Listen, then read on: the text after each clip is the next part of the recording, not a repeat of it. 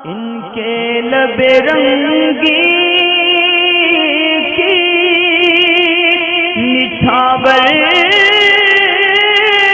थी कि जिसने। तरावी के ताल्लुक़ से सवाल थे। एक तो ये कि तरावी का तरीक़ेकार क्या रहता है, कितनी रकातें पढ़ी जाएंगी, फ़र्ज़ के पहले पढ़ी जाएंगी, बाद में पढ़ी जाएंगी, इसकी नीयत कैसे बंधेगी। और इसमें एक ये भी था कि अगर तरावी कज़ा हो जाए तो इसको कज़ा इसकी पढ़नी है या नहीं पढ़नी। तो सबसे पहले तरावी के बारे में कि उसकी नीयत कैसे रहेगी। दरअसल तरावी 2-2 रकात करके या 4-4 रकात करके दोनों तरीके से पढ़ी जा सकती है। अगर कोई शख्स 4 रकात करके भी पढ़ेगा तो तरावी हो जाएगी।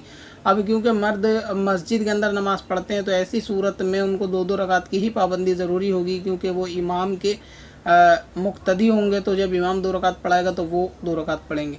ईशा की फ़र्ज़ नमाज़ पढ़ने के बाद अगर तरावी पढ़ना चाहें तो पढ़ सकते हैं, आखिर में वितर पढ़ना चाहें तो पढ़ सकते हैं, नहीं रात के हिस्से में भी पढ़ें, तहज्जुद के साथ वितर तो बेहतर है।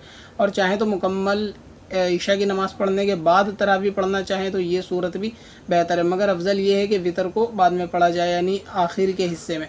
अब ये कि तरावी 2 रकात पढ़ना चाहें तो नियत 2-2 रकात करके बांधे। 4 पढ़ना चाहें अगर ख़वातीन घर में तो 4-4 रकात भी एक साथ तरावियाँ पढ़ सकती हैं। तो इसमें नियत इस तरह बंधेगी कि नियत की मैंने 2 रकात नमाज तरावी सुन्नत वास्ते अल्लाह ताला के। अब इसमें चाहें आप 2 रकात की कहें तो 2 रकात कह लें, 4 रकात की पढ़ना चाहें तो 4 रकात कह लें, और अल्लाहु अकबर कहकर नियत बांधे। उसी तरीके से जितनी सूरत याद हो आम नफिल नमाज की तरह इनको 20 रकात की इसी तरह अदा कर दें। अब तरावी का ये तरीक़ेकार हुआ कि ईशा के बाद पढ़नी है, 2 पढ़ें, 4 पढ़ें, रात के हिस्से में पढ़ेंगे तो भी वो इसमें कोई मसला नहीं। तरावी कज़ा होने के ताल्लुक़ से मसला ये है कि पत्थर में हसन लाले पुरनवार